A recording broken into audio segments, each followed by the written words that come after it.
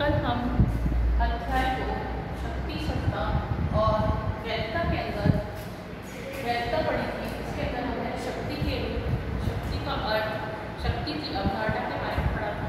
आज हम इसी को कंटिन्यू करते हुए शक्ति की संरचना के बारे में पढ़ेंगे कि शक्ति की संरचना होती क्या है। शक्ति की एक अगर हम बात करें, शक्ति एक परंपरागत संकल्पना की एक ऐसी क्षमता के रूप में विकसित की जाती है जिसके अंतर्गत एक पक्ष दूसरे पक्ष पर अपना नियंत्रण स्थापित करने की बात करता है। ऐसे में समाज के ऐसे बहुत से समूह हैं जिसके अंदर समूहों की पहचान कर सकते हैं। समाज के अनेक अनेक प्रकार के समूहों का विवरण बताया गया है।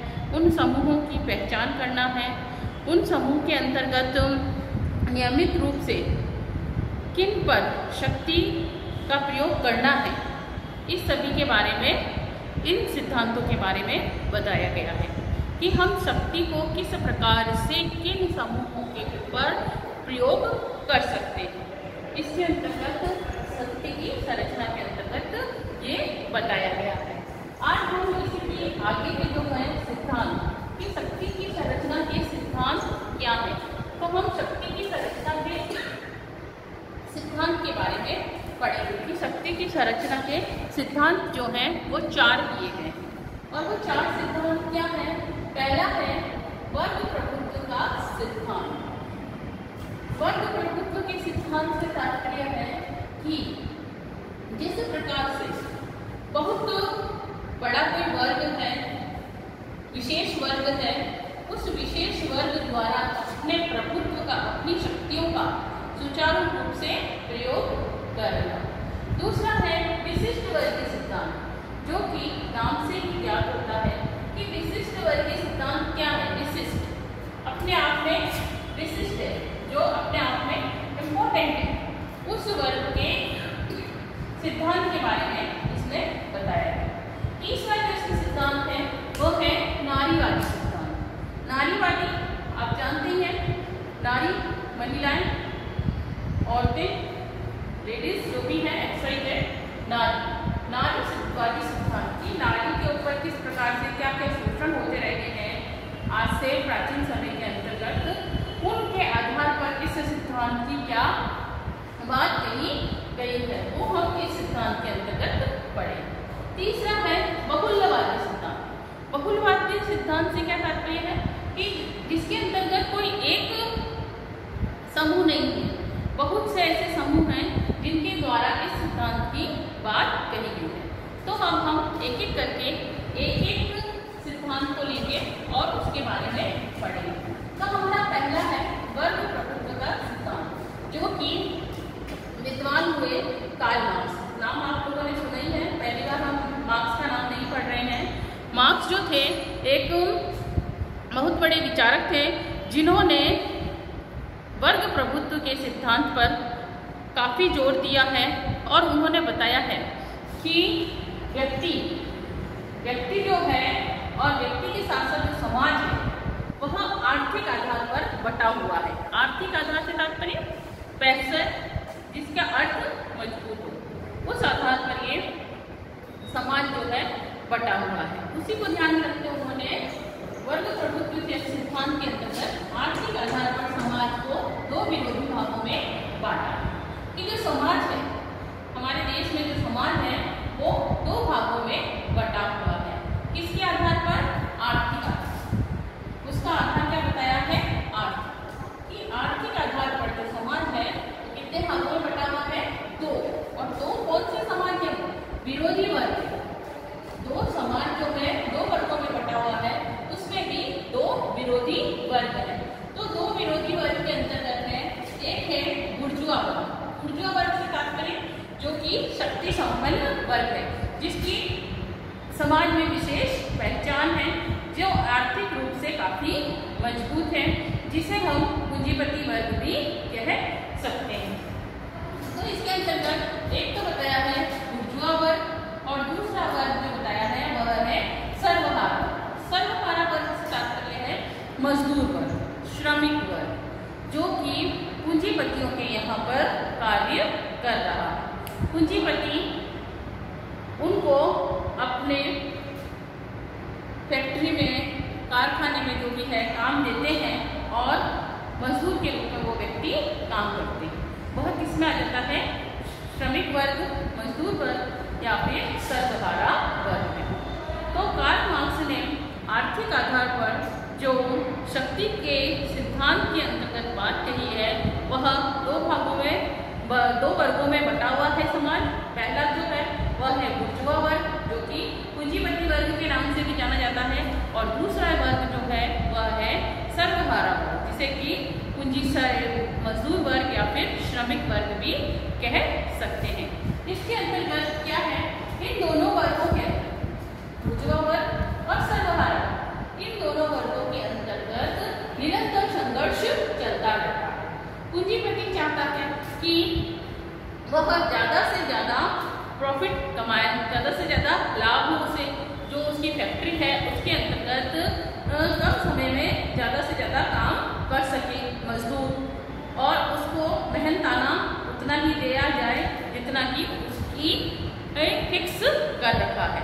लेकिन मजदूर चाहता है कि जितना उससे काम लिया गया है उसके हिसाब से पारितोषिक दिया जाए, परिश्रम के हिसाब से उसका पैसा दिया जाए। तो इन दोनों के मध्य बुर्जुआ वर्ग यानी कि पूंजीपति वर्ग और श्रमिक वर्ग, सर्वहारा वर्ग, इन दोनों के मध्य में निरंतर संघर्ष चलता रहता है। मार्क्स कहता है कि व्यक्ति का प्रत्येक कार्य आर्थिक स्वार्थ से ही किया जाता है।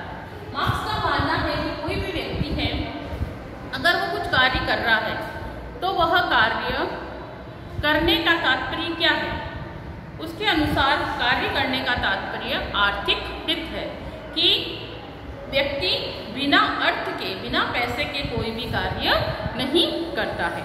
उसने जो भी बात कही है उसके अंतर्गत कहा है कि जो समाज है वो पूर्ण रूप से अर्थ पर डिपेंड करता है, कि अर्थ के अनुसार ही व्यक्ति जो है अब समाज के अंतर्गत अपनी बात मनवाता है और आगे उसी के अनुसार वह कार्य करता है।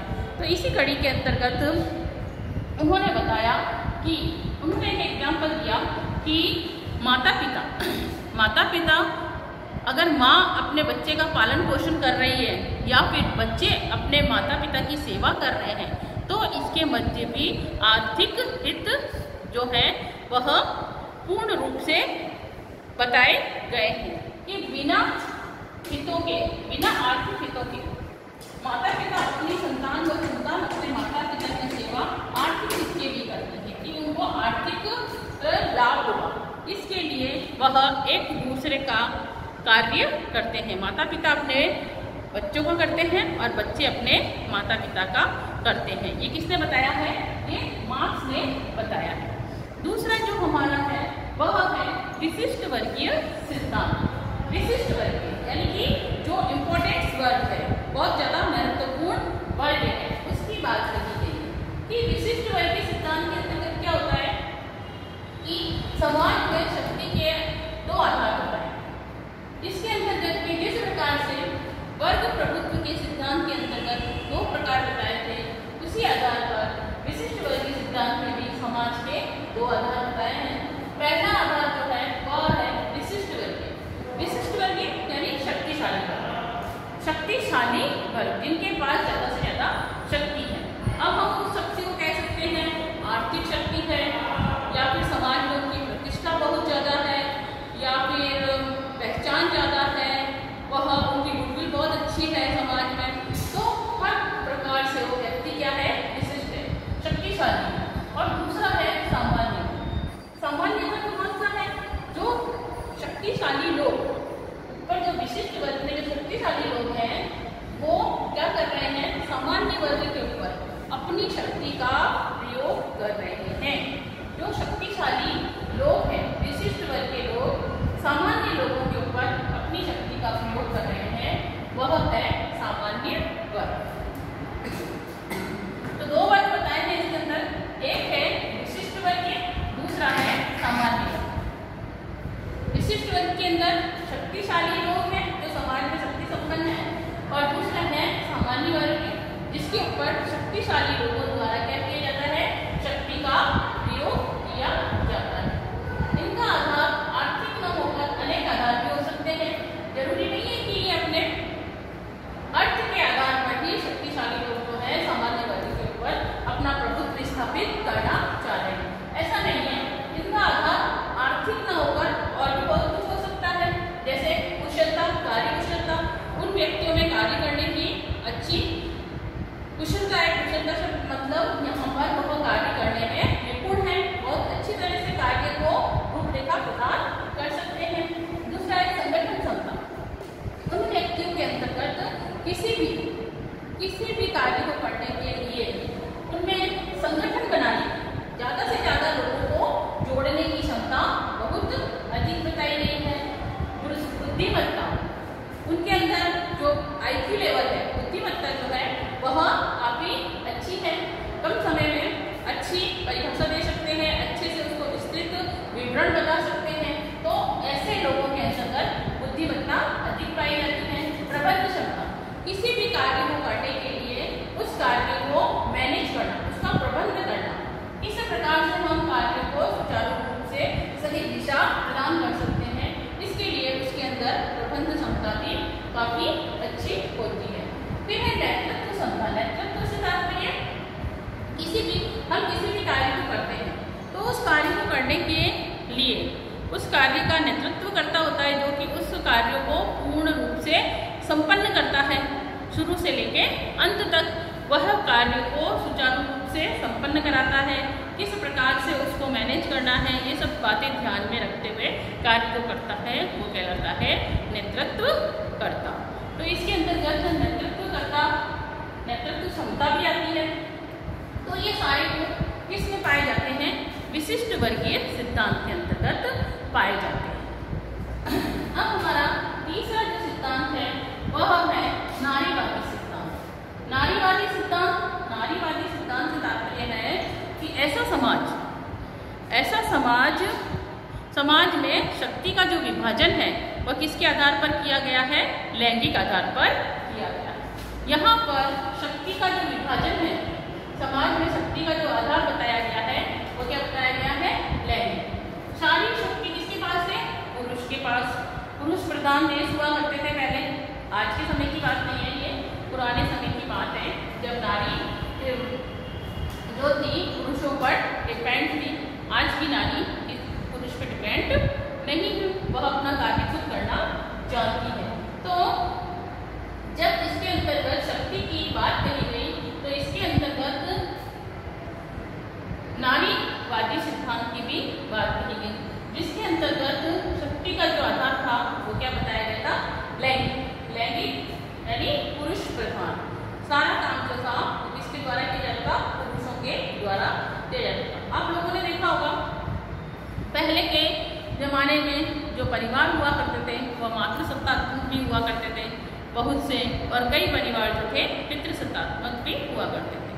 मातृसत्तात्मक और पितृसत्तात्मक से तात्पर्य जिस घर का मुखिया, या फिर कह सकते हैं जिस घर के अंतर्गत सारा कामकाज सब कुछ पैसों से और भी बहुत कुछ डिसीजन लेने हैं, वह सब कार्य अगर माता द्वारा लिए जाते हैं और माता की बातों को ही सबसे ज़्यादा वैल्यू दी जाती है, वह परिवार क्या कहलाते थे, मातृसत्तात्मक परिवार कहलाते थे। और पितृसत्तात्मक जिसके अंतर्गत पिता मुखिया होते थे, पिता के द्वारा जो भी बात कह दी जाती थी वह पत्थर की लकीर के समान होती थी, उनकी बात मानना अनिवार्य हुआ करता था।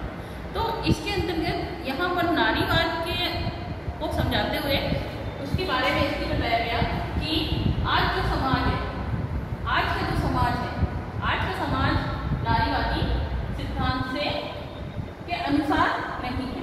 पहले क्या होता था, पहले पुरुष महिलाओं पर अपनी शक्ति का प्रयोग करते थे। आज भी ऐसे बहुत से वर्ग हैं जहाँ पर पुरुष लोग नारियों को कमजोर समझते हैं और उन पर अपनी शक्ति का प्रयोग करते हैं। लेकिन अगर हम देखें कि साक्षरता के द्वारा अगर कोई परिवार अच्छा संपन्न परिवार है, वहाँ पर सभी जगह पढ़े लिखे हैं, परिवार के सभी व्यक्ति पढ़े लिखे हैं, सक्षम हैं, तो वह इस प्रकार का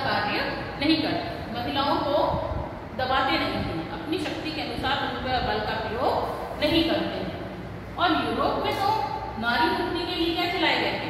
आंदोलन चलाए गए कि हम पुरुषों से दबकर नहीं रहेंगे, इसके लिए और उनकी मारपीट का हम हिस्सा नहीं बने। इसके लिए यूरोप के अंदर क्या चलाए गए? नारी मुक्ति आंदोलन चलाए गए, जो पुरुष प्रभुत्व का अंत करना चाहते थे। वो आंदोलन किस लिए चलाए गए कि जो पुरुष हर समय अपनी प्रधानता को इम्पोर्टेंस देता है, ज्यादा महत्व देता है, उसको वो क्या करना चाहते थे? समाप्त करना चाहते थे, उनके प्रभुत्व का अंत करना चाहते थे। ऐसे ही भारत में प्राचीन समय में तो नारियों की दशा कुछ ज़्यादा अच्छी नहीं थी, लेकिन आज के युग में फिर भी पहले से काफ़ी अच्छी है। तो हमारे देश में भी पहले वोट वगैरह देने का अधिकार नारी को नहीं हुआ करता था। मताधिकार एवं निर्वाचित होने का अधिकार जो था प्रदान किया गया है। आज यथार्थ में ये सब चीज़ें नारी को प्रदान की गई है। भारत की अवधारणा में नारी मुक्ति की मांग नहीं होकर नारी स्वाधीनता की मांग का समर्थन करती है। हमारे भारत की अगर हम बात करें तो नारी मुक्ति की बात नहीं, नारी समर्थन की बात की जाती है कि नारी को ज़्यादा से ज़्यादा समर्थन दिया जाए। अब इसके बाद जो चौथा है वह है बहुल्यवादी सिद्धांत। बहुल्यवादी सिद्धांत से क्या तात्पर्य है? बहुल्यवादी सिद्धांत से तात्पर्य है समाज में सारी शक्ति किसी एक वर्ग के हाथ में न होकर अनेक समूहों में बटी होती है। जो शक्ति है समाज के कार्यों को करने के लिए सही रूप से जिन व्यक्तियों को चुना गया है वह किसी एक हाथ में ना होकर बहुत से हाथों में बटी होती है, बहुत से समूहों को प्रदान की जाती है। भारतीय अवधारणा के अनुसार शक्ति होने का आधार सार्वजनिक हित के लिए अपनी शक्ति का प्रयोग करना होता है। अगर हम भारत की बात करें, भारतीय अवधारणा की बात करें तो इसके अंतर्गत शक्ति अगर किसी एक वर्ग विशेष के हाथ में है। वैसे तो यहाँ पर बहुलवादी सिद्धांत की बात कही गई है, तो शक्ति वैसे भी एक के हाथ में होती नहीं है। बहुत से अनेक ऐसे छोटे मोटे समूह होते हैं जो कि शक्ति का प्रयोग किसके लिए करते हैं? सार्वजनिक हित के लिए, कि वह अपने कार्यों को समाज सेवा के हिसाब से समाज में सभी को सभी योजनाओं का फायदा मिल सके, इसके लिए सार्वजनिक हित की बात करते हैं और उसी पर अपनी शक्ति का प्रयोग करते हैं। इसमें शक्तिहीन को शक्ति संपन्न बनाकर किसकी बात की गई है? जो शक्तिहीन व्यक्ति है उन शक्तिहीन व्यक्तियों को क्या बनाना है? शक्ति संपन्न बनाना है, वह भी शक्ति से पूर्ण रूप से परिपूर्ण हो। ऐसे शक्ति संपन्न बनाकर उसे समरस समाज की स्थापना पर जोर दिया गया। एक अच्छे समाज की स्थापना पर जोर दिया गया है कि सभी व्यक्ति अगर अपनी अपनी शक्ति का सही रूप से प्रयोग करें और ज़्यादा से ज़्यादा सार्वजनिक हितों की बात करें, देश के अंतर्गत जितने भी गरीब वर्ग है उन गरीब वर्गों को जो भी सरकार द्वारा सार्वजनिक योजनाएं बनाई जाती हैं, उन योजनाओं का समय समय पर और सही समय पर जब योजना बनाई गई है उसी समय अगर उन योजनाओं का लाभ मिले तो देश जो है अच्छा शक्ति संपन्न राष्ट्र बन जाएगा और एक अच्छे समाज की स्थापना हो सके।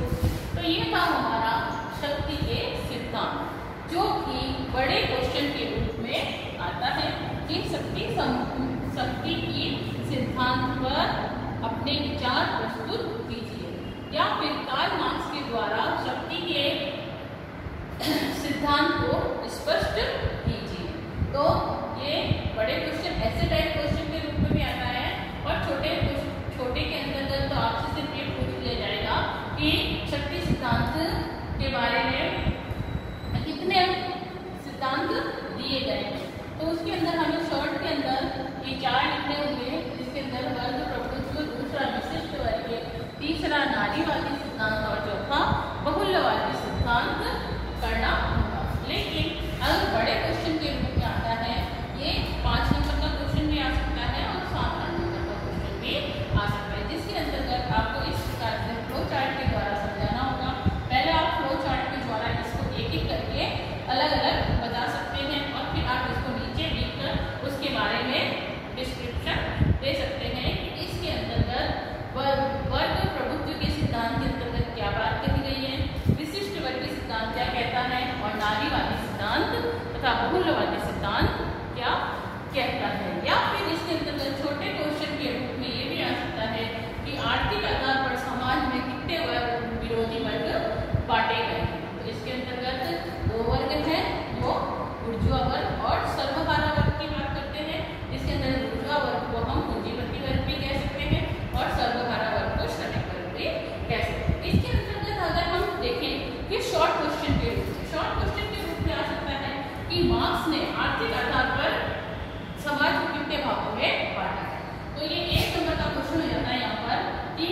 के अनुसार समाज को आर्थिक आधार पर कितने भागों में बांटा गया है। तब हम ये क्वेश्चन का आंसर लिखेंगे। 2 भागों में बांटा गया है, बुर्जुआ वर्ग और सर्वहारा। वही विशिष्ट वर्ग के अंतर्गत भी समाज को 2 भागों में बांटा गया है। तो ये था हमारा शक्ति के सिद्धांत।